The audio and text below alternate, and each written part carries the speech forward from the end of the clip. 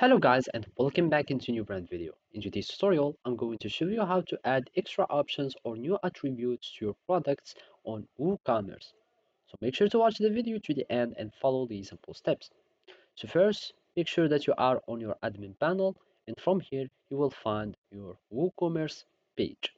And from there you can go to settings, and from there you can find the product settings. So now, as we can see, we can find the general settings or inventory settings, etc. But what we want to do is to start adding new elements to our products. So one way to do it is to start having some extension that will allow you to manipulate your products. So either you can type products in extension and then you will find many products extension that will allow you to start adding product recommendations or have products add-ons as follow. So you can just go to the products add-ons and then you will be able to add it in WooCommerce, and it will allow you to start adding many attributes and fully customize your products. Another way to do it is by simply going to the products page from here.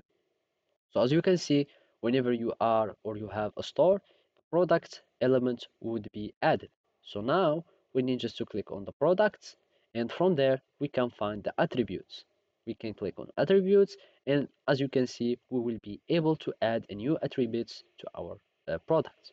So here we have only a color attribute and a size. So now you will need just to give it a name, a slug, and of course a type, and from the type either it will be some label as follow, or select from multiple choices, as you can see, by color or by size, etc.